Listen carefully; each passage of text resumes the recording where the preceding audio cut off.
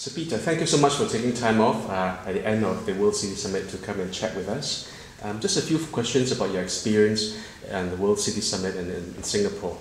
First of all, you serve on the jury of the Lee Kuan Yew World City Prize. Can you tell us about your experience being on the jury and the different cities that you visited and the prize winner?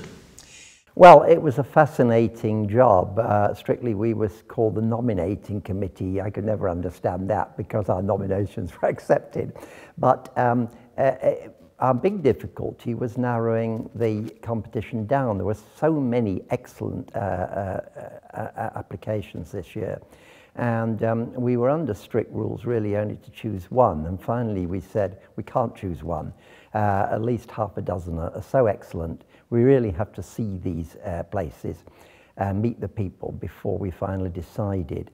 The other interesting case was we took an early decision that previously the prize went to Bilbao, a European city in the developed world, and we really felt that we ought to give a shot to cities in the developing world.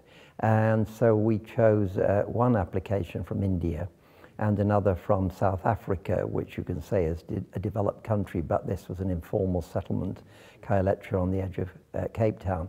And we were very glad we did. But the real difficulty was that comparing a settlement like Khayelitsha, where their objective had been to reduce the murder rate, to compare that with the fantastic examples of Brisbane and Vancouver, to name only two examples of the creation of a superb urban environment, that was very, very difficult indeed.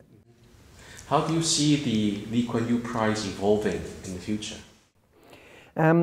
I see it evolving, unfortunately for the nominating committee, with probably more and more and more excellent applications as the word gets round. The number of applications will grow exponentially and the jury's difficulty will grow proportionately. That's fine in one way. Dare I say it, that we might have to have more and more honourable mentions in future.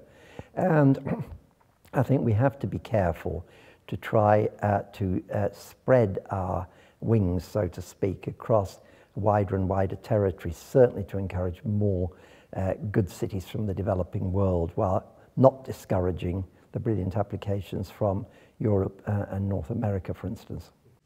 Now, the third edition of the World City Summit has also just concluded, and you've participated actively through it. In fact, you moderated more than one session. Can you comment on your experience? What are your main takeaways from this summit? Well, I thought that all the cities that have been considered for the prize, they came along and gave excellent presentations of themselves. And I think they really conveyed the flavour of the quality that had caused us to nominate them. And I think we were all very glad about that, because we wanted a big audience of mayors in particular to carry away that message and to say, ooh, this is how that city did it. I wonder if I could do something like that for my city and do it even better. And so I think that's the big takeaway, what they've hopefully taken away. The other was the quality of the discussions in the thematic sessions, particularly the parallel breakouts. I think these varied. Some of them, for my money, were a little abstract. Some of them, though, were combined the big picture very satisfactorily with the concrete case, because in planning cities, above all, it's the concrete outcome that counts. Yeah, sure, you've got to draw big generalizations from the particular cases, but you've got to know what makes the particular cases special before you do it.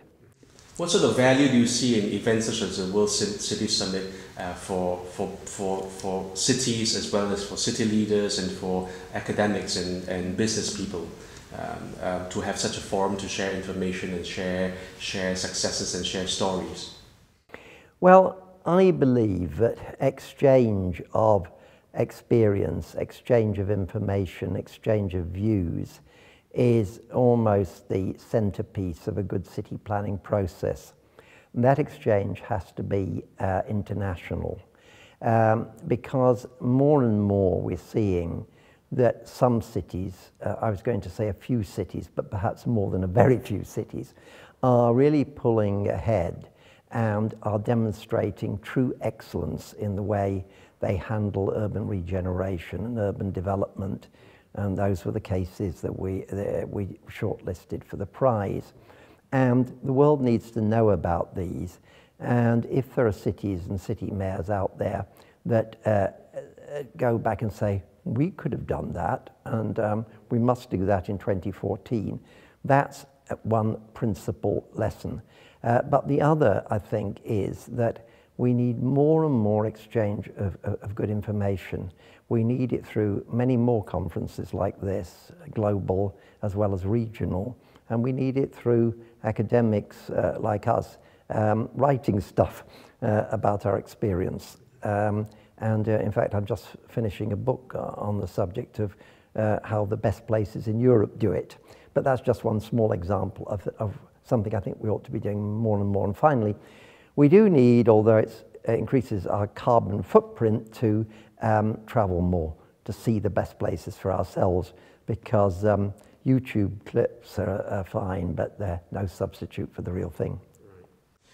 Well, there's also no substitute for the real thing. You've been in Singapore for your first visit was in 37 years ago.